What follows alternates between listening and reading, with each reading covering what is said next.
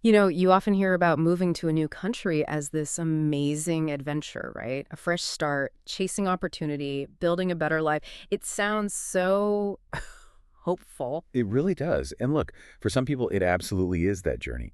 But the stuff we've been looking at today, these reports, articles, even a personal video, they show a different side, a much more complicated and honestly, often a much tougher reality. Exactly. We wanted to get past that like shiny surface idea and really dig into the actual hurdles people face. You know, the Yeah. career stuff, the emotional side of it, and these like invisible barriers that pop up once you're there. Yeah, using the real stories and the data from these sources, Yeah. it's about looking at that gap, you know, between the dream you had and what daily life actually feels like for a lot of folks. Okay, so let's start with the work situation, the professional side. Something that jumps out straight away, especially in that BBC piece, is this term brain waste. And sounds kind of harsh, but well, it's accurate, isn't it? It really is descriptive. It's basically talking about skilled immigrants, people with qualifications and experience who get to a new country and just can't use those skills. They end up in jobs that are way below their level, often paying less too. And the sources get into why this happens. It's not simple. It's not just, oh, find a job.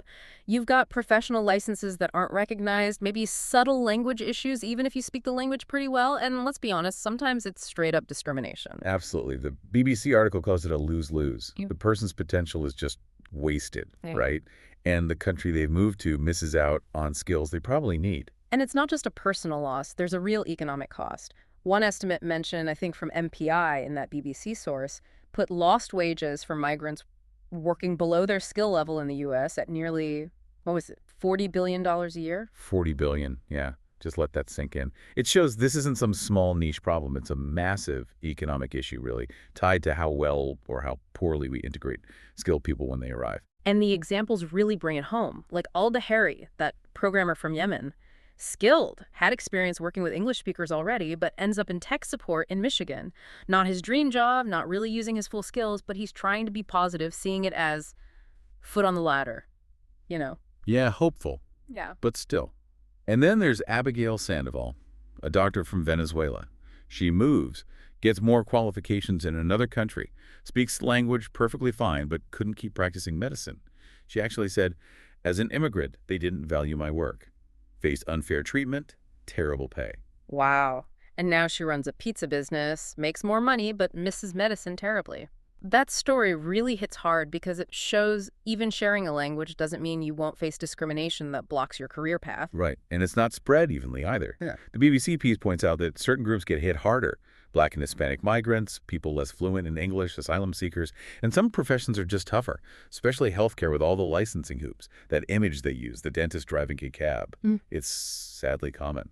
And it sounds like this problem is actually getting bigger, partly because of migration patterns and maybe more demand for specific local certifications that are just hard to transfer. We also see this kind of financial pressure with international students. That PubMed Central source talks about it. Okay, sure, some might be well off, but many really struggle financially. You know, high fees, work limits, crazy rent. Yeah, that source calls it lived precariousness. It's not just about being broke, it affects everything.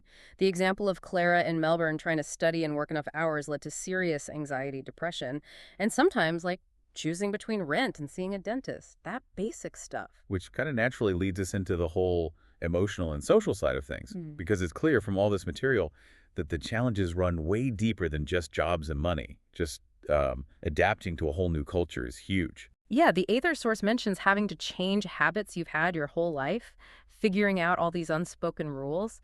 It can leave you feeling really disoriented, like you don't quite belong. And that messes with your well-being, makes it harder to connect with people. Abigail Sandoval mentioned that too, just adjusting to different ways of doing things everywhere she went. And that Francesca Laverso source describes moving as this really layered phenomenon.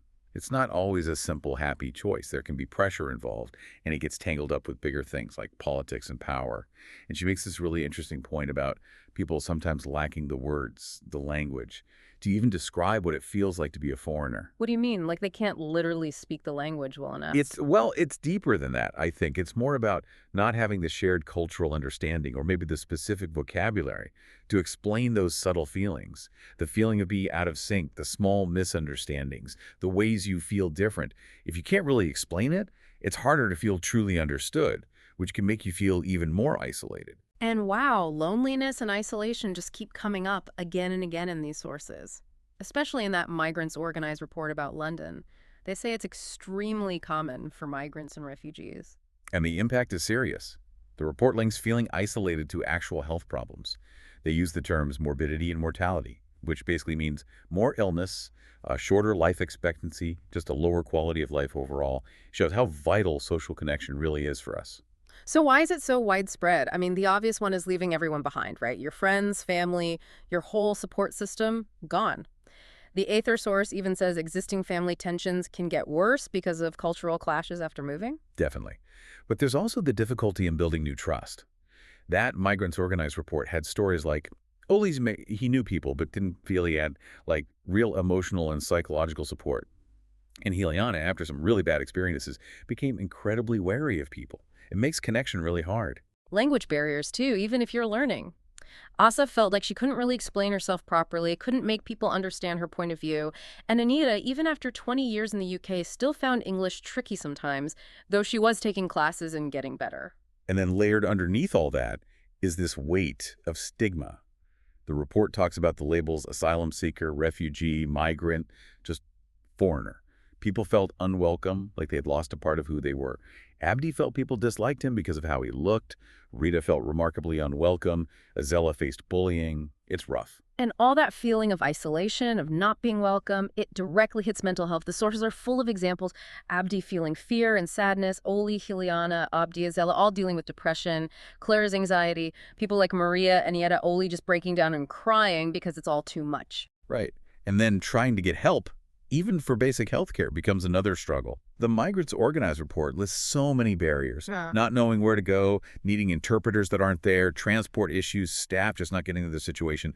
People like Abdi, Azela, Oli couldn't even see the same doctor consistently, so they had to retell their whole complex story every single time. Yeah, and sometimes the only place people felt they could turn in a crisis, whether mental health or needing social support, was the emergency room. Because other doors were closed, and we already mentioned Claire, right? Having to skip dental care because money was too tight. So you've got these economic struggles hitting hard, this huge emotional weight, and then it all gets piled on by these systemic barriers. The actual immigration systems are often described as just incredibly complex, rigid, making really life-altering decisions. That UK asylum system example in the Migrants Organized report sounds brutal. Like, initial decisions are often wrong, but then getting the legal help to appeal is super difficult. And just the waiting, the years of uncertainty about your status, the stress must be immense. And even if you have a visa, as that YouTube source pointed out, your status can control everything. It might stop you moving to a better job or even starting a small side business you need just to get by. And government policies play a huge role. That UK hostile environment strategy aimed at cutting immigration by making life harder, it creates real barriers in everyday life. Things like extra healthcare charges, landlords and banks having to check your status, issues with driving licenses. Yeah, and that approach directly pushes people into poverty, especially asylum seekers, who get way less support than others and are often just flat out forbidden from working. Housing, too. A massive issue. If you're on asylum support, you don't choose where you live, often stuck in rundown housing in areas nobody else wants. Overcrowding is common. Heliana's story in the report, living in basically a derelict room, it just shows how vulnerable people can be. And discrimination pops up again. We talked about it with careers, but it's broader. The YouTube source mentioned racism at work. The Migrants Organized report talked about discrimination based on your status, your background, like Juliana faced. So, okay, if your old support network is gone and the official systems are maybe difficult or unwelcoming, where do people actually find help in this kind of environment? People try professionals, right? Doctors, lawyers, therapists. But they often run into the same problems. Hard to access, issues with trust, or just can't afford it, like Clara with therapy. Exactly. And this is where community groups become absolute lifelines. That's really clear in the Migrants Organized report. Groups like the Forum, often started by migrants and refugees themselves, they're stepping into that gap. What kind of stuff do they do? Oh, really practical things. Mentoring, advice on how to deal with services, English classes, support groups where people can share experiences, helping people organize and advocate for themselves. They're basically trying to counteract the system's failures. And the difference they make, especially with tackling that isolation, seems huge. They create safe spaces, help people rebuild trust, connect with others, manage stress, feel more confident, build new local networks. Yeah, the stories are really moving. Oli calling the forum his second home. Heliana saying she finally felt safe and could trust people there. Agneta saying her support group became her family. Dana finding crucial support. Baker building real connections. And remember Alda Harry getting help from that MIT's program to find that job. It shows how vital that kind of support is. It gives Mhm. people stability, keeps them connected maybe through volunteering or just having activities to go to. It provides practical help that makes navigating daily life just possible. Now, it is important to say, like the PubMed central source notes, it's not the same for everyone. Not every single immigrant or student is facing extreme hardship or marginalization.